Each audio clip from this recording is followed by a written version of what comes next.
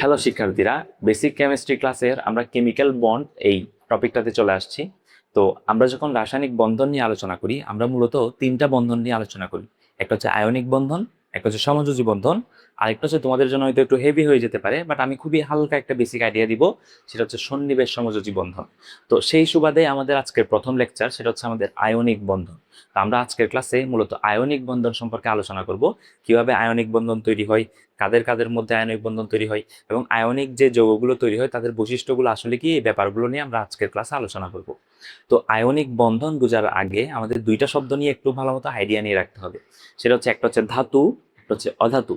তো ধাতু কারা, অধাতু কারা, এটা যদি আমরা ভালো মতো বুঝতে পারি, তাহলে আমরা আয়নিক বন্ধনগুলো খুব সহজেই করতে পারবো। তাহলে আমরা ধাতু সম্পর্কে একটু আইডিয়া নিয়ে নেওয়ার চেষ্টা করছি। ধাতু আমরা কাদেরকে বলবো, খেয়াল করো। ধাতু ধাতু আমরা তাদেরকে বলবো যদি কোনো একটা পরমাণুর ইলেকট্রন বিন্যাস করার পর আমার মনে হয় যে এই পরমাণুটা ইলেকট্রন দান করতে চাচ্ছে, তাহলে ওই পরমাণুটাকে আমরা ধাতু হিসেবে কনসিডার করব। যেমন একটা এক্সাম্পল দিই, ধরে নাও সোডিয়াম। সোডিয়ামের প্রোটন সংখ্যা হচ্ছে 11, আমরা জানি। এটা ডায়াগ্রাম আকারে যদি ইলেকট্রন বিন্যাস করার চেষ্টা করি, 1 2 3 4 5 6 7 8 9 10, এবং সবার বাইরে ইলেকট্রন থাকবে কয়টা, একটা। এখন সোডিয়ামের টেন্ডেন্সি কিরকম থাকবে বলো তো? সোডিয়ামের সর্বশেষ শক্তি স্তরে একটা ইলেকট্রন আছে, তার আরো লাগবে সাতটা, সাতটা তো তাকে কেউ দিবে না। ফলে সে এই একটা ইলেকট্রন কি করতে চাইবে, ত্যাগ করতে চাইবে, একটা ইলেকট্রন দান করতে চাইবে। যেসব পরমাণুরা এরকম ইলেকট্রন দান করতে চাই, স্থিতিশীল হওয়ার জন্য যেসব পরমাণুরা ইলেকট্রন দান করতে চাই, তাদেরকে আমরা ধাতু হিসেবে কনসিডার করব।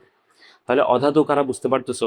যারা ইলেকট্রন গ্রহণ করতে চাইবে তাদেরকে আমরা বলবো অধাতু। এরকম একটা পরমাণু হতে পারে, ধরে নাও ফ্লোরিন। ফ্লোরিনের ইলেকট্রন বিন্যাস যদি আমি করি, ফ্লোরিন হচ্ছে 9, তাহলে 1 2 3 4 5 6 7 8 9। তাহলে ফ্লোরিনের ইলেকট্রন বিন্যাসে যদি দেখো, সর্বশেষ শক্তি স্তরে তার 7টা ইলেকট্রন আছে। তার অষ্টক পূরণ হওয়ার জন্য বা সর্বশেষ শক্তি স্তর ফিল আপ হয়ে যাওয়ার জন্য মাত্র একটা ইলেকট্রন দরকার। তাহলে ফ্লোরিন একটা ইলেকট্রন নিতে চাইবে। তাহলে যেসব পরমাণুরা অষ্টক পূর্ণ বা স্থিতিশীল হওয়ার জন্য ইলেকট্রন নিতে চাই, তাদেরকে আমরা বলবো অধাতু। আর যারা ইলেকট্রন দিতে চাই, তাদেরকে আমরা বলবো ধাতু। তো এই আয়নিক বন্ধন বোঝার জন্য কেন আমরা ধাতু আর অধাতু সম্পর্কে জানতেছি? কারণ আয়নিক বন্ধন তৈরি হয়, আয়নিক বন্ধনটা গঠিত হয় একটা ধাতু এবং একটা অধাতুর মধ্যে। তাহলে আমরা ধাতু আর অধাতু যেহেতু বুঝে নিলাম, তাহলে আমরা একটু লিখে নিই, খেয়াল করো। তাহলে ধাতু বলতে আমরা কাদেরকে বুঝবো? যারা ইলেকট্রন দান করে, সহজ কথা, যারা ইলেকট্রন দান করে। আর অধাতু বলতে আমরা কাদেরকে বুঝে নিব? অধাতু অধাতু বলতে আমরা বুঝে নিব যারা ইলেকট্রন গ্রহণ করে, মানে বন্ধন গঠনের সময় যারা ইলেকট্রন কি করে, গ্রহণ করে। তাহলে এই ধাতু এবং অধাতুর মধ্যে যে বন্ধনটা হবে, তাহলে আমরা এরকম লিখতে পারি, খেয়াল করো, ধাতু প্লাস অধাতু। এখানে যে বন্ধনটা হবে সেই বন্ধনটাকে আমরা বলতেছি হচ্ছে আয়নিক বন্ধন। সেই বন্ধনটাকে আমরা বলতেছি আয়নিক বন্ধন। আয়নিক বন্ধনের নাম আয়নিক বন্ধন কেন? কারণ খেয়াল করো, এখানে দুইটা আয়ন মূলত মিলিত হচ্ছে। কিরকম, আমি তোমাকে একটা এক্সাম্পল দিই। যেমন সোডিয়াম যখন একটা ইলেকট্রন ত্যাগ করবে, সোডিয়াম যখন একটা ইলেকট্রন তার নিজে থেকে বের করে দিবে, তখন সে কোন আয়নে রূপান্তর হবে? সোডিয়াম প্লাস বা ক্যাটায়নে রূপান্তর হবে। আবার একইভাবে ফ্লোরিন যখন একটা ইলেকট্রন গ্রহণ করবে, ফ্লোরিনকে এই ইলেকট্রনটা কে দিচ্ছে? ফ্লোরিন যে ইলেকট্রনটা গ্রহণ করতেছে, ইলেকট্রনটা তাকে কে দিচ্ছে? সোডিয়াম দিচ্ছে। কারণ সোডিয়াম তো একটা ইলেকট্রন ত্যাগ করতেছে, ওই ত্যাগ করা ইলেকট্রনটাই মূলত কে নিচ্ছে? ফ্লোরিন নিচ্ছে। ফ্লোরিন নিয়ে ফ্লোরিন কোন আয়নে রূপান্তর হবে? ফ্লোরিন মাইনাস আয়নে রূপান্তর হবে। তাহলে খেয়াল করো, সোডিয়াম প্লাস হচ্ছে এখানে কি হিসেবে কাজ করতেছে? ক্যাটায়ন হিসেবে কাজ করতেছে। আর ফ্লোরিন মাইনাস এখানে কি হিসেবে কাজ করতেছে? ফ্লোরিন মাইনাস এখানে অ্যানায়ন হিসেবে কাজ করতেছে। তাহলে অন্যভাবে বলা যায়, একটা ক্যাটায়ন এবং একটা অ্যানায়নের মধ্যে যে বন্ধন, এই বন্ধনটাকে আমরা বলবো হচ্ছে আয়নিক বন্ধন। তাহলে এটাকে আয়নিক বন্ধন কেন বলতেছে, নিশ্চয়ই এখন বুঝতে পারছো। কারণ এখানে দুইটা আয়ন, মানে একটা ক্যাটায়ন এবং একটা অ্যানায়ন একে অপরের সাথে কি করে, বন্ধন করে। এই জন্য এটাকে আমরা বলি আয়নিক বন্ধন। তাহলে আমি এই ব্যাপারটা বোঝানোর জন্য তোমাদেরকে একটু ডায়াগ্রাম আকারে জিনিসটা, মানে ভিজুয়ালি জিনিসটা বোঝানোর চেষ্টা করি। তাহলে আমরা এই পুরো ব্যাপারটা তাহলে আমরা বুঝলাম হচ্ছে ধাতু আর অধাতু ইলেকট্রন আদান প্রদান করে আয়নিক বন্ধন তৈরি করে। তো আমি এখন এই পুরো ব্যাপারটাকে তোমাদেরকে এই ডায়াগ্রাম আকারে বোঝানোর চেষ্টা করতেছি, খেয়াল করো। তাহলে সোডিয়াম তো আমরা একটু আগে আঁকলাম, সোডিয়াম ছিল এইরকম। আমি একটু দ্রুত আঁকতেছি, খেয়াল করো। আমি কিন্তু দুইটা দুইটা দিয়ে দিচ্ছি, তোমরা কিন্তু এরকম দুইটা দুইটা দিবা না, প্রথমে একটা একটা দিবা, তারপর বাকিটা ফিল আপ করবা। এই হচ্ছে আমাদের সোডিয়াম, আর এই হচ্ছে আমাদের ফ্লোরিন। এই হচ্ছে আমাদের ফ্লোরিন। এই ফ্লোরিনের সর্বশেষ শক্তি ছিল 7টা ইলেকট্রন। তো সোডিয়ামের এই যে একটা ইলেকট্রন আছে, এই ইলেকট্রনটা সে কি করবে, ফ্লোরিনকে দান করে দিবে। তো দান করে দিলে সোডিয়াম কিন্তু, এই ইলেকট্রনটা দান করে দেওয়ার পর সোডিয়াম কিন্তু আর সোডিয়াম থাকবে না, সোডিয়াম কিন্তু সোডিয়াম প্লাসে রূপান্তর হবে। এই সোডিয়াম প্লাসের স্ট্রাকচারটা তখন হবে কিরকম, এরকম 1 2, তার এই ইলেকট্রনটা তো আর নাই, সে তো এটা দিয়ে সোডিয়াম প্লাসে রূপান্তর হয়েছে, তাহলে তার দ্বিতীয় শক্তি স্তরটা ফিল আপ অবস্থায় থাকবে, এই যে এইটা, এই যে এটা, এই এখানে আরেকটা শক্তি স্তর দিয়ে আরেকটা ইলেকট্রন কিন্তু দেওয়া যাবে না। কেন? মানে এই যে সোডিয়াম প্লাস মানেই তো সেই ওই ইলেকট্রনটা অলরেডি কাকে দিয়ে দিছে, ফ্লোরিনকে দিয়ে দিছে, দিয়ে দেওয়ার ফলেই তো সে সোডিয়াম প্লাসে রূপান্তর হয়েছে। তাহলে এটা হচ্ছে সোডিয়াম প্লাসের স্ট্রাকচার। একইভাবে ফ্লোরিন যখন এই ইলেকট্রনটা গ্রহণ করে ফেলবে, তখন ফ্লোরিন কিন্তু আর ফ্লোরিন থাকবে না, ফ্লোরিন হয়ে যাবে ফ্লোরিন মাইনাস। ফলে তার ইলেকট্রন বিন্যাসটা দেখতে হবে কেমন, এই যে এরকম, খেয়াল করো, তার ইলেকট্রন বিন্যাসটা দেখতে হবে এইরকম, এই যে এইরকম, এই ক্রসটা ধরে নাও, যেটা সোডিয়াম থেকে যে ইলেকট্রনটা আসছে সেটাকে আমি ক্রস দিয়ে বোঝাচ্ছি। তাহলে এই হচ্ছে আমাদের ফ্লোরিনের স্ট্রাকচার। তাহলে এই সোডিয়াম প্লাসটা আর এই ফ্লোরিন মাইনাসটা যখন একসাথে আসবে, কাছাকাছি যখন আসবে, ধরে নাও এই যে এভাবে করে যখন আসবে, মানে এই প্লাস মাইনাস কেটে যে যৌগটা তৈরি হবে, সেই যৌগটাই হচ্ছে আমাদের সোডিয়াম ফ্লোরাইড। এই হচ্ছে আমাদের আয়নিক বন্ধনের কিভাবে কাজ করে সেটা আমরা দেখলাম। তাহলে আমরা আয়নিক বন্ধনের আরেকটা এক্সাম্পল দেখার চেষ্টা করি। আমি এটা মুছে দিচ্ছি, খেয়াল কর, এটা মুছে দিচ্ছি। আমি একটা কাজ করি, আমি ধরে নাও যে সোডিয়ামকে নিলাম। তাহলে সোডিয়াম তো আমরা জানি সোডিয়াম হচ্ছে দেখতে এরকম হবে। সোডিয়ামকে নিলাম, সোডিয়ামের পাশাপাশি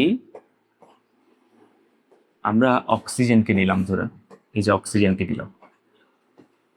অক্সিজেন কততে, 8-এ। তাহলে 1 2 3 4 5 6 7 8, এই হচ্ছে আমাদের ব্যাপার।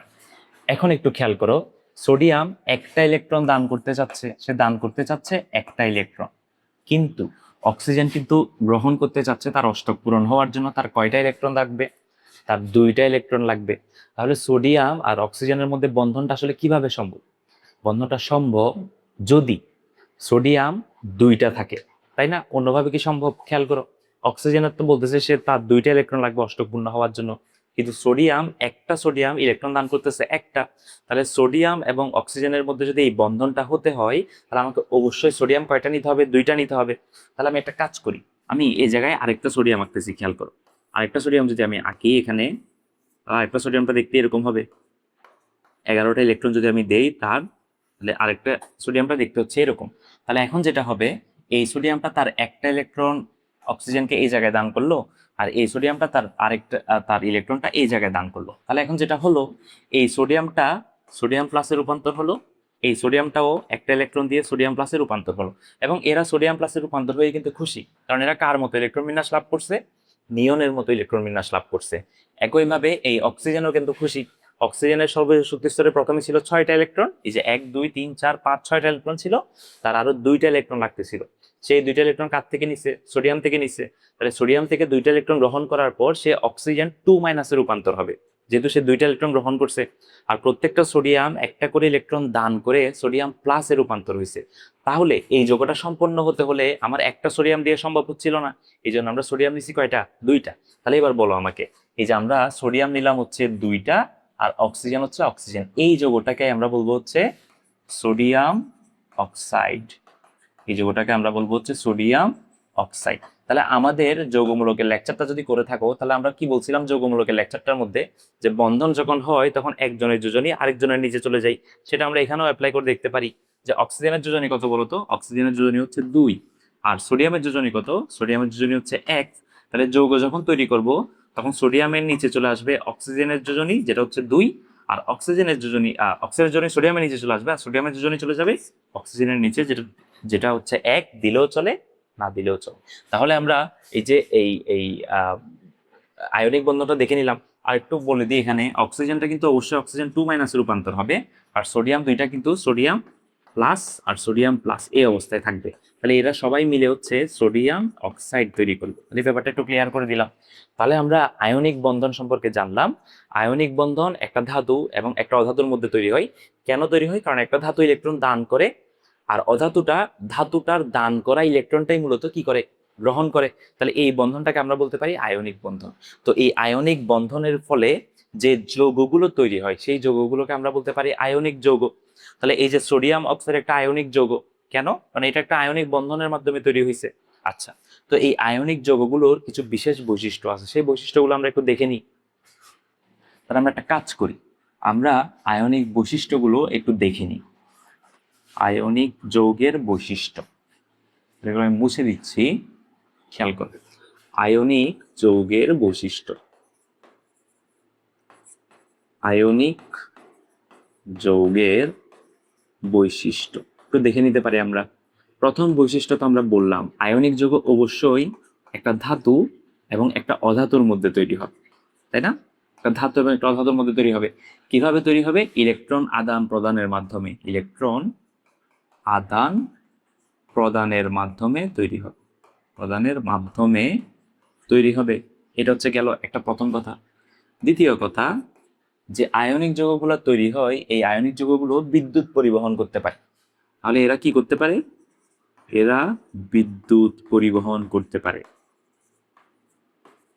বা তড়িৎ পরিবহন করতে পারে, লিখতে পারো। আর আয়নিক বন্ধন কিন্তু মোটামুটি একটা শক্তিশালী বন্ধন। তো শক্তিশালী বন্ধন যেহেতু, এদেরকে গলানোর জন্য বেশি পরিমাণে তাপ দেওয়া লাগে। তো এই পুরো ব্যাপারটাকে আমরা বলতে পারি এদের গলনাঙ্ক বেশি, কারণ যেহেতু বেশি তাপ দেওয়া লাগতেছে এদেরকে গলানোর জন্য। তাহলে আয়নিক যৌগ যেহেতু একটু শক্তিশালী বন্ধন, এই জন্য এদের গলনাঙ্ক এবং স্ফুটনাঙ্ক বেশি হয়। গলনাঙ্ক ও স্ফুটনাঙ্ক মানে গলাতে এবং ফুটাতে তাপমাত্রাটা কি হয়? তাপমাত্রাটা বেশি হয়। তাহলে এই কয়েকটা ব্যাপার তুমি চাইলে আয়নিক যৌগ থেকে মনে রাখতে পারো। আরো কিছু বৈশিষ্ট্য আছে, যেমন আয়নিক যৌগ পানিতে দ্রবীভূত হয়, কারণ পানি হচ্ছে একটা পোলার দ্রাবক। তাহলে পোলার যৌগ, পোলার দ্রাবক, এগুলা একটু হাই লেভেলে হয়ে যাচ্ছে তোমাদের জন্য, যেহেতু এটা বেসিক কেমিস্ট্রি ক্লাস, আমি ওগুলো নিয়ে আলোচনা করতেছি না। তাহলে আয়নিক যৌগের ক্লাসটা এতটুকুই থাকলো। পরবর্তী ক্লাসে আমরা সমযোজী বন্ধন নিয়ে আলোচনা করব। ধন্যবাদ।